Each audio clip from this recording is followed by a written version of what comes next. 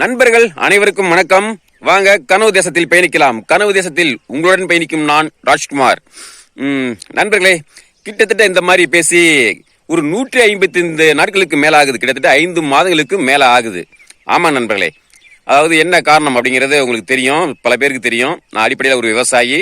எப்ப இந்த ஒரு 5 மாதங்களுக்கு முன்னால அந்த ஐப்பசி மாசம் எனது விவசாய பணி தொடங்குச்சு. அதிலிருந்து இப்ப இது வரைக்குமே 2-3 நாட்களுக்கு முன்ன வரைக்குமே கடுமையான விவசாய பணி. இப்ப இது என்ன, எந்த மாதிரி விவசாயம், அது என்ன நடந்துச்சு, என்ன அப்படிங்கிறத பற்றி ஒரு தனி காணொலியா நான் பதிவிடுறேன். ஏன்னா இந்த காணொலியில பேசுறது சரியா இருக்காது. அதனால நேரம் இருக்கும்போது நான் விரைவில் அந்த காணொலியை பதிவிடுறேன். நீங்க நேரம் இருக்கும்போது அந்த காணொலி பாருங்க. என்ன நடந்தது கடந்த இந்த 5 மாதங்கள்ல எனது விவசாய பணி என்ன நடந்தது அப்படிங்கிறத பற்றி நீங்க அதுல பாருங்க. சரிங்க, இப்ப இதுல விடயத்துக்குள்ள போயிடலாம். அதாவது நேற்று தேர்தல் ஆணையம், இந்திய தேர்தல் ஆணையம் தமிழ்நாடு சட்டமன்ற தேர்தல் 2026 தேர்தலுக்கான அந்த தேர்தல் தேதியை அறிவிச்சிருக்காங்க. நீங்க எல்லாருமே பார்த்திருப்பீங்க. அதாவது ஏப்ரல் 23ஆம் தேதி வாக்குப்பதிவு நடக்குது. அதன் பிறகு மே மாசம் 4ஆம் தேதி அந்த தேர்தல் முடிவு அப்படிங்கிறது வெளிவர இருக்கு. இதுதான் நிலவரம். அப்ப இன்னும் பாத்தீங்கன்னா சரியான 35 நாட்கள் தான் இருக்கு இந்த தேர்தல் வாக்குப்பதிவுக்கு. அப்ப நம்ம என்ன செய்ய போகிறோம், நமது கட்சி உறவுகள் நம்ம என்ன செய்ய போகிறோம்? இன்னைக்கு நம்ம பல பேருடைய கனவு, ஆசை, நோக்கம், எண்ணம் எல்லாமே என்ன அப்படின்னா, எப்படியாவது நாம் தமிழ் கட்சி வென்றுவிட வேண்டும், ஆனால் சீமான் அவர்கள் முதல்வராக ஆகிவிட வேண்டும், இந்த தமிழ்நாடு சொர்க்கமா மாற்றணும் அப்படிங்கிறது தான் நம்ம பல பேருடைய எண்ணம், ஆசையா இருக்கு. அப்ப அதற்கான கள நிலவரம் என்ன, அதற்கான சூழல் என்ன அப்படிங்கிறதையும் நம்ம பார்க்கணும். இதற்காக நம்ம என்ன செய்யணும் அப்படிங்கிறதையும் நம்ம பார்க்கணும். ஏன்னா இன்னைக்கு கள நிலவரம் என்ன அப்படிங்கிறது நமக்கு நல்லாவே தெரியும். ஏற்கனவே 2 பெரும் கட்சிகள், திராவிட கட்சிகள், 60 வருடங்களுக்கு மேல ஆண்ட அந்த 2 பெரும் திராவிட கட்சிகள் பண பலம், அதிகார பலம் இதை தாண்டி அப்புறம் இப்ப 3ஆவதா திரை கவர்ச்சி மூலமா இப்ப விஜய் வந்திருக்காரு. அப்படிங்கும் போது இன்னும் மக்கள் இன்னும் பல விதமான போதைகள்ல இருக்காங்க, அறியாமையில இருக்காங்க.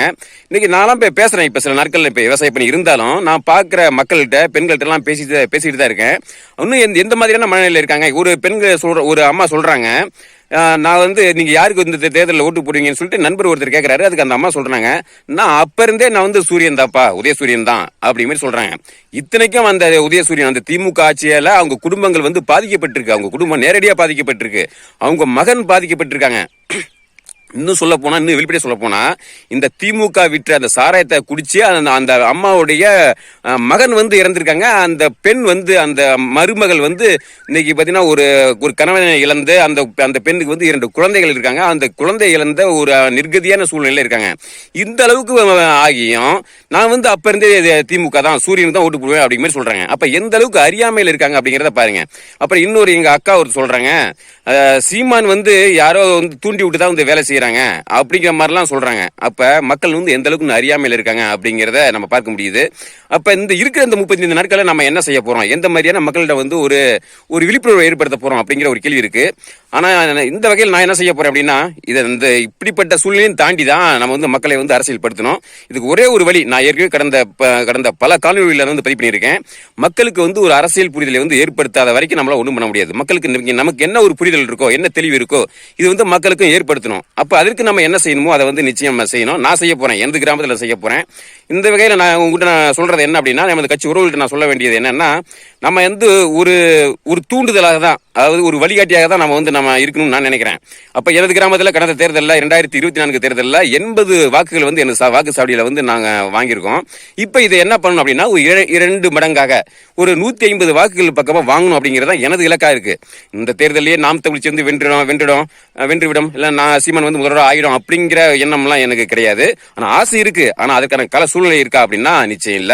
ஆனா எந்த அளவுக்கு வாக்குகளை அதிகப்படுத்தி அடுத்த கட்ட ஒரு பாய்ச்சலுக்கு நம்ம போக முடியுமோ, எந்த அளவுக்கு வாங்க முடியுமோ அந்த அளவுக்கு நம்ம முயற்சி செய்து ஒரு மிகப்பெரிய ஒரு வளர்ச்சியை நோக்கி நம்ம போகணும். அதுக்கான படி நான் நிச்சயம் செய்வேன். அதே மாதிரி நம்ம கட்சி உறவுகள் எல்லாருமே நீங்க இருக்கிற இந்த 35 நாட்கள்ல எந்த அளவுக்கு நம்ம தீவிரமா களப்பணி செய்ய முடியுமோ அந்த அளவுக்கு செய்வோம். மிகப்பெரிய ஒரு பாய்ச்சல் நோக்கி போவோம். அடுத்து நிச்சயம் 2031 நம்ம ஆட்சி அதிகாரத்தை ஆட்சி அரியணை நம்ம பிடிச்சு ஆகணும். அப்படி பிடிச்சாதான் அடுத்து நம்ம தலைமுறை பிள்ளைகள் நம்ம நிம்மதியா வாழ்றதுக்கு வழிவகையா இருக்கும். நிச்சயம் அதை நோக்கி நம்ம செய்வோம். இப்ப நான் என்ன செய்ய போறேன், இந்த 35 நாட்கள்ல நான் என்ன செய்ய போறேன் அப்படிங்கிறத வரும் நாட்கள்ல நான் கருவியில் பதிவிடுவேன். எனது கருத்துக்களை தெரிவிப்பேன். அதே மாதிரி உங்களுக்கு ஏதாவது கருத்துக்கள், ஆலோசனைகள் இருந்ததுன்னா அதையும் நீங்க சொல்லுங்க. நிச்சயம் நான் மற்ற உறவுகள்கிட்ட இதை பற்றி நான் பேசும்போது, மற்ற உறவுகள் அதை கேட்கும் போது நிச்சயம் அவங்க பகுதிகளில் இதை செய்யும் போது நிச்சயம் ஒரு மாற்றம் ஏற்படுவதற்கு நிச்சயம் ஒரு வாய்ப்பு இருக்கும். அப்ப அந்த பகுதியில் உள்ள உறவுகள் நம்ம தீவிரமா களத்தில் இறங்கி செய்யணும். நான் எனது பகுதியில் நான் செய்வேன், எனது கிராமம். அடுத்து அதை தாண்டி அடுத்தது என்னால எனது பேரூராட்சி எனது பேரூராட்சிக்கு உட்பட்ட ஒரு 5 கிராமங்கள் இருக்கு. அந்த பேரூராட்சியில எனது பணியை வந்து நான் எந்த அளவுக்கு செய்யணுமோ அதை வந்து நம்ம கட்சி உறவுகளோட, இந்த பேரூராட்சிக்கு உட்பட்ட உறவுகளோட சேர்ந்து எந்த அளவுக்கு நான் முன்னெடுக்கணுமோ அதை வந்து நான் நிச்சயம் செய்வேன். அதனால நிச்சயம் வந்து நம்ம முன்னெடுப்போம். இதை பற்றி நம்ம ஒரு நாட்கள் அடுத்த காணொலிகளை வந்து நம்ம விரிவாக பேசுவோம். அந்த கருத்துக்களை வந்து பகிர்ந்து கொள்வோம். அடுத்த கட்ட பாய்ச்சல் நோக்கி நம்ம நகர்வோம். அதனால உறவுகள் வந்து நமது கனவு தேச மொழியோட இனிமேல் இணைந்திருங்க. இனிமேல் தினமும் வந்து எனது கருத்துக்கள் வந்து பதிவிடுவேன். காணொலி மூலமா உங்களை சந்திப்பேன், பேசுவேன். உங்களுடைய கருத்துக்களையும் பதிவிடுங்க. அடுத்த கட்ட பாய்ச்சல் நோக்கி நம்ம நகர்வோம். சரி நண்பர்களே, இந்த ஒரு காலை வேளையில திரும்பவும் ஒரு 5 மாதங்களுக்கு பிறகு உங்களை வந்து சந்திப்பில் மீண்டும் மகிழ்ச்சி. தொடர்ந்து வந்து இணைந்திருங்க. நிறைய உறவுகள் வந்து ஏன் காணொலி பதிவிடல அப்படிங்கிற மாதிரி கேட்டிருந்தாங்க.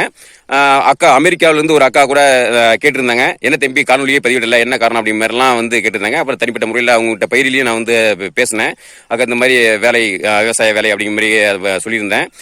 தினமும் வந்து கடந்த 12ஆம் தேதியே நான் வந்து காணொலி பதிவிடுறதா சொல்லியிருந்தேன்.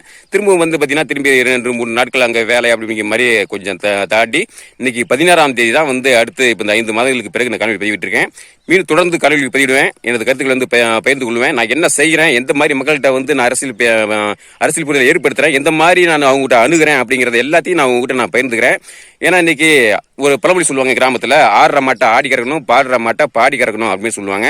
அப்போ இன்னைக்கு இந்த மக்கள் வந்து நான் ஏற்கனவே சொன்ன மாதிரி பல விதமான போதைகள் இருக்காங்க, மயக்கத்தில் இருக்காங்க. அவங்களுக்கு எப்படி அரசியல் புரிதலை ஏற்படுத்தணும் அப்படிங்கிறது தான் இதை பற்றி தான் நான் சிந்திக்கிறேன். அதை சிந்தனையை வந்து நான் உங்ககிட்ட பகிர்ந்துக்கிறேன். சரி நண்பர்களே, நம்ம விரைவில் மீண்டும் அதை பற்றி நம்ம யோசிப்போம், பேசுவோம். நம்ம வந்து மிகப்பெரிய ஒரு பாய்ச்சல் நோக்கி நம்ம நகருவோம்.